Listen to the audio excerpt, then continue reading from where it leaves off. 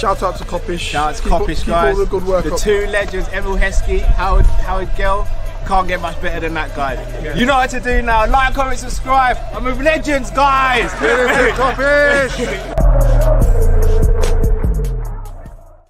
Yes, lovely people, we're back again. This time we are back for Liverpool versus Aston Villa, the live match preview. As always, when we get behind the mic, please make sure you subscribe, comment, and like. And it is a big, big game. Unai Emery comes to Anfield.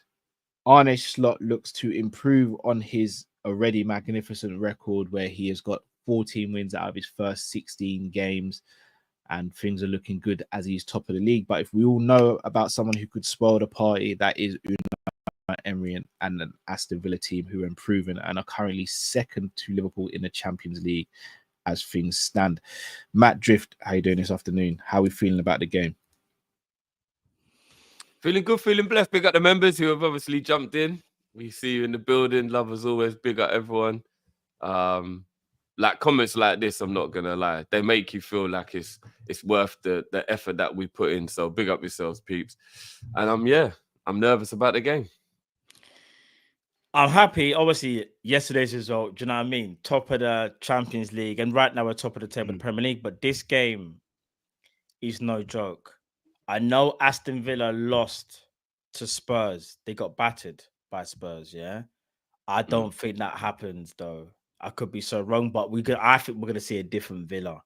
And they never got battered by Spurs overall as well, Matt. Like, if anyone watched the game, it was like second half. It was like an overwhelming collapse that happened in the second half. That was weird. But the first like 50 minutes to an hour of the game, Villa were all right. Like, you know what I mean? Tore them up. It's like Spurs almost used the power of the home advantage and like just dragged the game away from them out of nowhere. But yeah, they've lost 2 games in a row though, Villa as well, which is why I'm hoping that they win tonight, because I don't want them going into our game with 3 losses on the bounce, because that's more motivation. And what are the chances they lose 4 in a row? Do you know what I mean? Like, yeah, I hear that. It's another home game for Liverpool. Obviously, our third in a bounce it will be after beating Brighton, Leverkusen. Is this the most? I know we've played Arsenal. I know we've played Chelsea, but from a tactical standpoint, is this the most difficult game we're going to play so far this season? Purely from a tactical standpoint, because we know how good Unai can actually be tactically.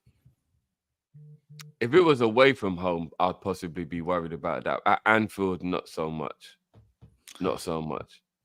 I would have said tactically, I think Arteta was a harder game than I think this will be, because he did employ good tactics in that game. Like I don't like the man, but we have to give him his credit. He did kind of do well tactically in that game, and we struggled a bit to deal with it. So I think possibly the Arsenal game will be the most difficult game. I could be wrong though, and you could be right, because Unai is a G. He does know what he's doing. So. Yeah, I think from a tactical standpoint, if it was away from home, maybe.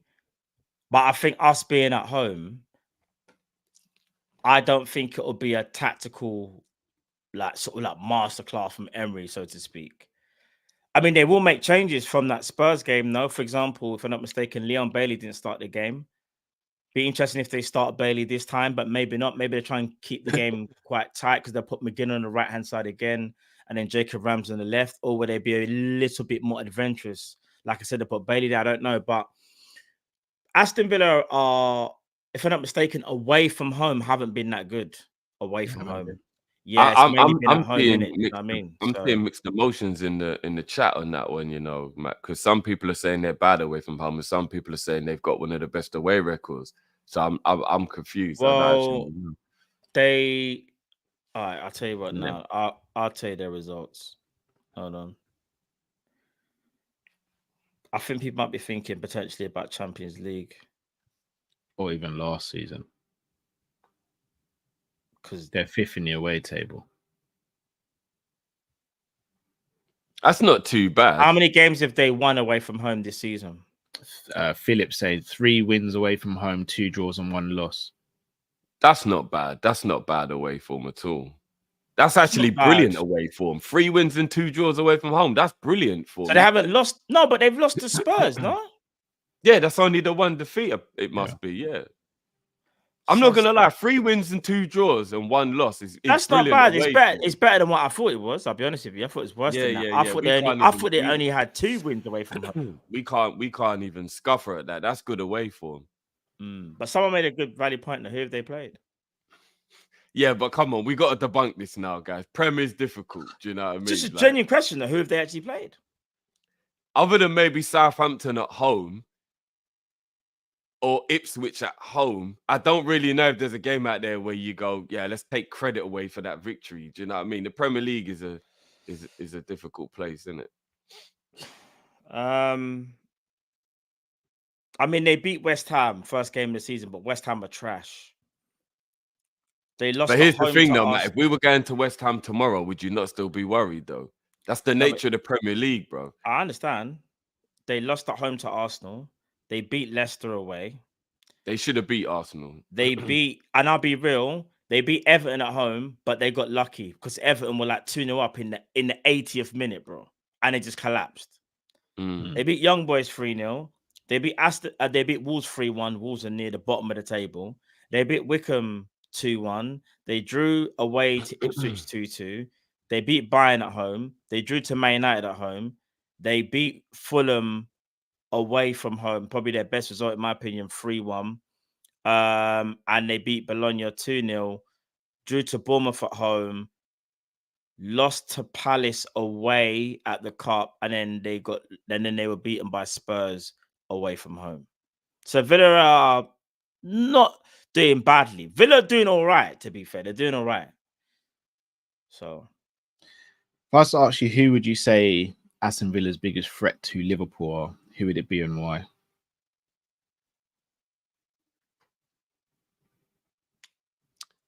Who's the biggest threat to us from Villa, did you say, Carl? Yeah, and why? Ollie Watkins, if he turns into Prime R9 again. I disagree. Who have you got, Drift? I mean, one of the keys to beating them is to definitely control McGinn and Onana in the middle. If you can kind of stop them from being able to dictate the way they play, then it can help. Ramsey obviously in there now. Not Ramsey, sorry. I think it's Morgan Rogers, boys. Yeah, Rogers, sorry.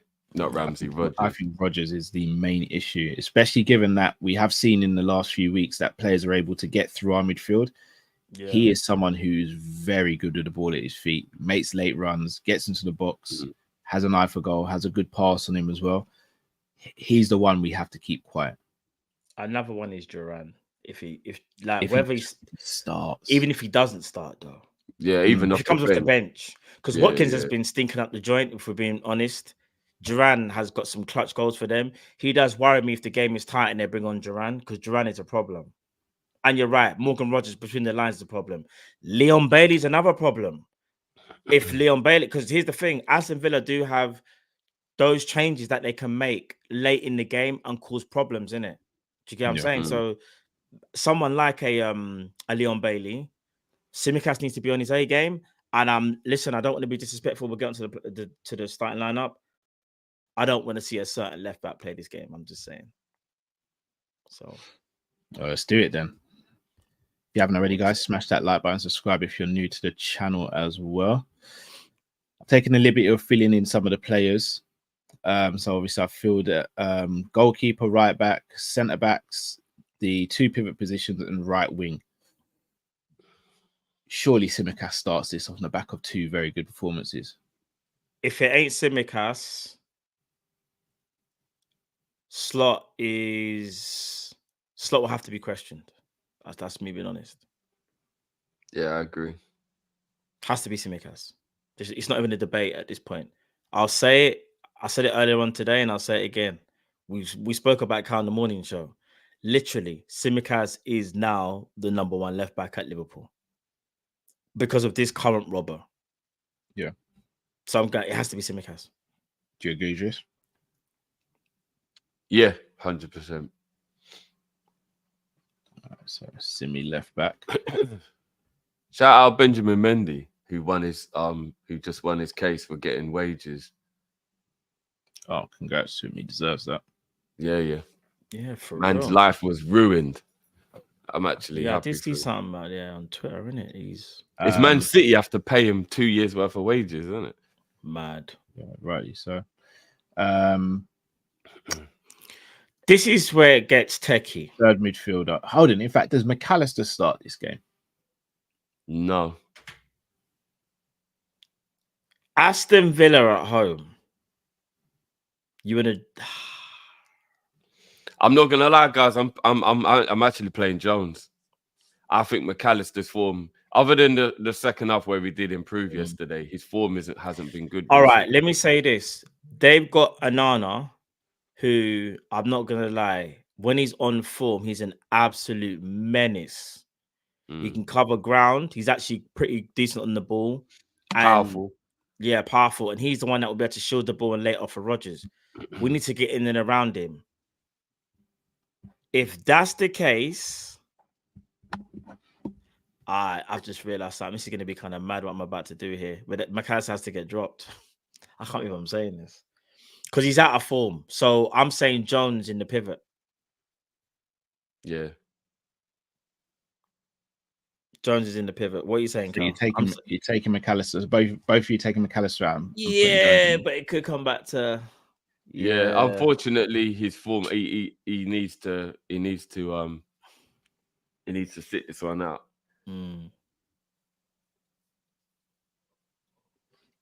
He plays in a 10. This is where it gets techie. We was like, this game, we're actually going to need, I can't remember saying it, we're going to need Soboslai's athleticism. However, what we saw from Diaz and Gakpo, for this, to start the game, I'll go Soboslai in the 10. Yeah, I'm going Soboslai, yeah. And Diaz on the, sorry, I'm going ahead there. Matt's right, we're going to need Soboslai's energy because it's a very, very powerful, energetic midfield from Villa. So we're going to need him to be in there. And once he starts getting tired or whatever, we can bring on McAllister or even switch the formation. But I'm saying Soboslai in the 10. And by the way, Z, McAllister is world class. He's just going through bad form. Being dropped doesn't mean that you're not talented. You know what I mean? McAllister's mad tired. Still don't think we can call Mac world class yet. Nah, bro. He's done it in the Premier League. He's done it. 3 years of consistent Premier League football, winning a World Cup, being integral to it, like all that. He wasn't world class at Brighton, though. No, but he took the next step when he went to Liverpool. He was international class. Stage, he won the Copper as well. Best midfielder. He's absolutely brilliant. But to be called world class, there's criteria that have to be met. He hasn't met those criteria yet. Consistent for more than 2 years, winning international trophies. No, but you've got to be consistent at a world class level. He hasn't been consistent at a world class level. But how many players are actually consistent to the point where, like, they give you more than a year or two without having a dip in form? That's the world class players. No, but even when world class players are performing statistically well, sometimes you look at their performantions and you're like, "Oh." Do you know? I'm never going to argue because when McAllister does his thing, he's just going to pop out and show them. So it is what it is. I hope so. Do you know what I mean? Left wing. Diaz. Ooh, wait a minute. What did Slot say yesterday about Jonathan Tah? He didn't play a target man. He didn't play Nunes because he says basically Jonathan Tah thrives playing against target men. Yeah, and he thought he'd mix things up a little bit. Yeah. Villa they're gonna most probably play Diego Carlos and your guy Pau Torres. Yeah. Right back will most likely be, if they want to be defensive, they put Konza there if he's available. If not, it'll be Matty Cash. If they go to Anfield and they want to set the stall out and be a bit harder to break down, in my opinion, they'll play Diego Carlos, Konza right back, and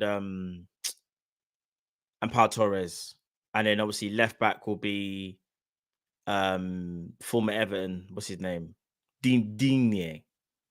Yeah, Luca Digne.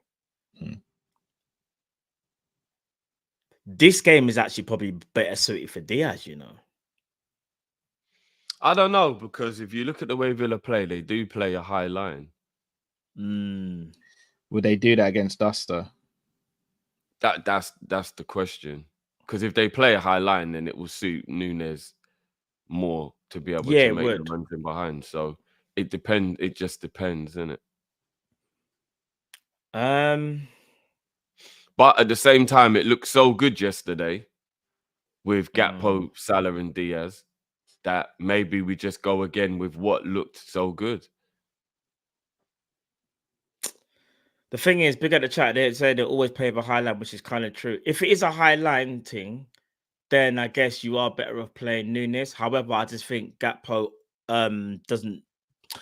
deserves to start as well. Funny thing is, Diaz can exploit a high line as well still. So it's not even the worst thing in the world if it's a high line and Diaz starts. Diaz can exploit a high line. Because Cody's in form as well. Hasn't Cody scored in back-to-back games as well now as well? Back-to-back. Yeah. Same as if I'm not mistaken. 3 games in a row. So he scored the brace and Carabao Cup. Yeah. The goal that went in against Brighton. Yeah. And then yesterday. This is what I'm saying. Diaz has got 4 in 3 as well. But this is what I mean. So do you play the players that are literally, they are in form right now? They're hungry to get goals. They're confident to fit in Nunes. That's my argument. When I say fit in, it's because the other two are firing. However, the game might cater more to Nunes if there's a high line. I'm undecided. I'll be real. I'm procrastinating right now. So I don't know. So let's go left wing. Who goes left wing? Let's say. In fact, no. Yeah, go for it. Who goes left wing? If it's Konza. If it's Konza, I actually think Gakpo might do better. I don't know.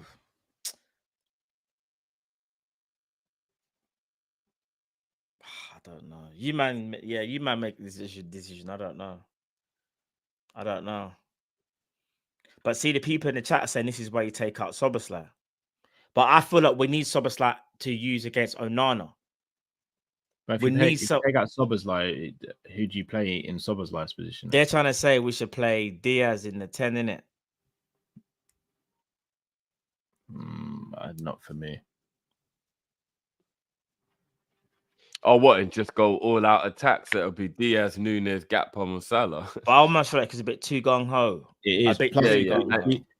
If we get stuck, we've got nothing off the bench. Yeah, I was going to say there are no options to change the game if you do that as well.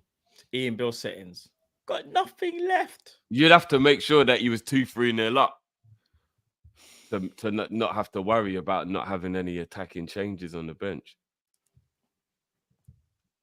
We beat Leverkusen 4-0. Yeah, go on. Me personally, I'm going with the same front three that played against Leverkusen. So you would drop Szoboszlai in? No, the same front three that played against Leverkusen. So Salah, Diaz, and Gakpo. Oh, but Szoboszlai wasn't play. Okay, because I'm thinking there's only 2 spaces. All right, so you're dropping Nunes then. So who plays through the middle? Diaz again. Have to go Diaz again. He got a hat trick. This is what I'm saying. He got a hat trick. If Nunes, I don't think there's a wrong answer. And he starts the next game. Diaz has to play. It's not even a debate. You can't score a hat trick and get dropped.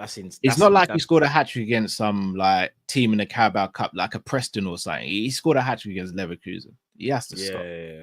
And 2 of the goals were brilliant as well. So yeah. All right then. So that means Diaz up front, and then Gakpo on the left, and then we got Nunes to bring off the bench. Still, yeah, we've got options. But a few people have made a good point. Leverkusen and Villa are so different. It doesn't necessarily mean because it worked yesterday, it works again. So I think Slot will be changing the tactics. Possibly. Yeah.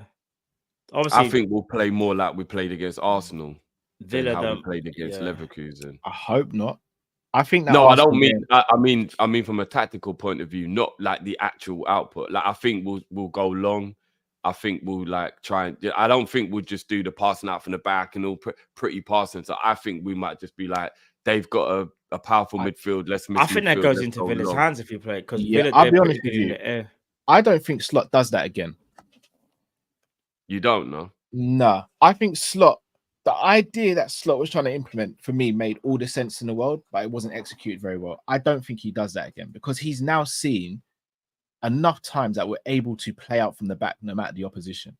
I'm not saying you can't vary your play, but we're not just going to go long all the time. Like, it's why I kept on saying Kelleher was going long for instruction. We've seen every other game this season that Kelleher's played. He's playing out to Ibu, Virgil, playing it into midfield. That one game against Arsenal, he decides to just go rogue and start lacing the ball up the pitch to because it was panicky, innit? It was panicky. So yeah, I don't think he does that again. I think he picks and chooses his moments for long balls, but I don't think he just spams it like we did in the Arsenal game. Because they press well and because they push up the pitch. That's why I'm just thinking that we might be going long. A, to avoid the press, and B, to get in behind their defense quicker. And we've got players that beat that press. Gravenberch beats the press all day. Max passing through the lines. Jones can beat a press. Like, all these men can beat a press. No, they can. But against Arsenal, they weren't, and it was annoying. So but we weren't doing. We weren't passing out from the back against Arsenal, bro. No, we tried, and then it weren't working, so we just went long. So hopefully we don't get. So would you go Diaz? Would you go Diaz or Nunes through the middle then?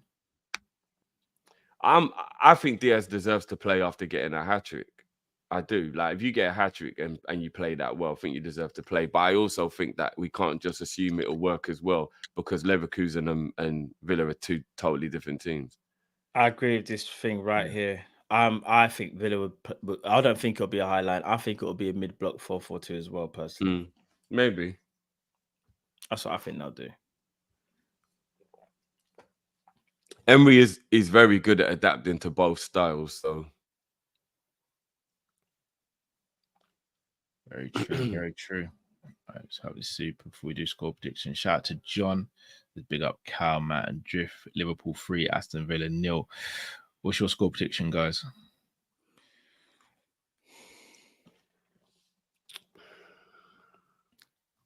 3-1 Liverpool. Did you both say 3-1? No, I just said 2. I'm saying 3-1 Liverpool. I'm going 2-0 Liverpool. I hope Cal's right. You want the clean sheet. I'm right, even if it's 3-1 or 2-1. I just think I just think they score, unfortunately. I think they score, unfortunately, but yeah, I'm going 3-1 Liverpool. I think we. Do you not think it makes it worse or better that we've got a team playing either side of us as well?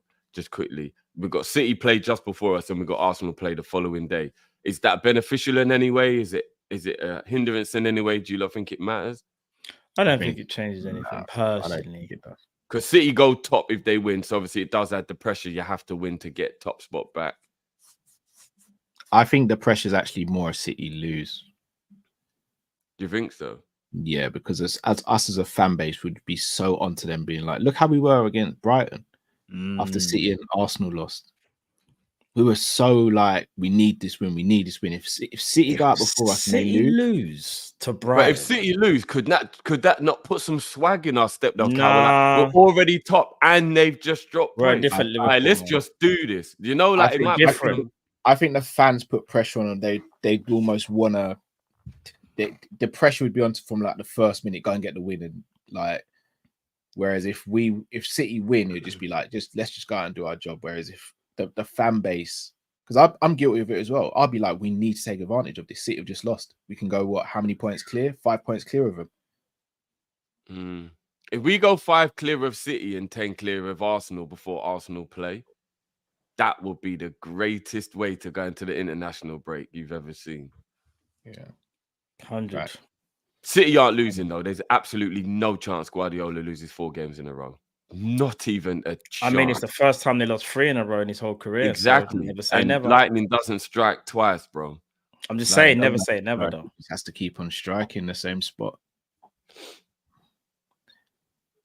So we'll see, we'll see. But people, if you haven't already, smash that like button, subscribe if you're new to the channel. Also, do leave your score predictions and your predicted 11 in the comments below. Switch on the notification bell as well to let you know when we're going live, whether it be here or for the members as well. Boys, anything you want to add?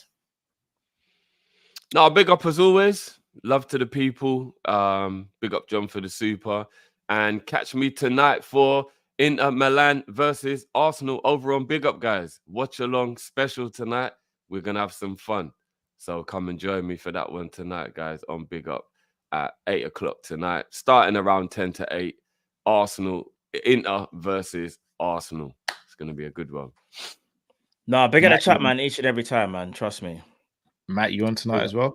No, not tonight. I'm not on Big Up tonight. I'm going to be, I was supposed to be on my own channel earlier on today, people. I do apologize. If I can, I'm not too sure. I'm just trying to figure things out now. I will announce it on my Twitter if I'm still going live. Dudes, well, guys, you know what to do. Head over to Drifty TV, head over to the Matt One Show, go subscribe and follow, and also follow them on Big Up as well. As we said, people, we'll be back, so make sure you check out the socials. Also, check out the notification bell to make sure you don't miss a Jamie, live. brother, big up, man. See you tonight. Till we see you later, people. Enough love to you all. Stay safe, stay blessed. We're Kopish out, people. Take care. Love. Peace.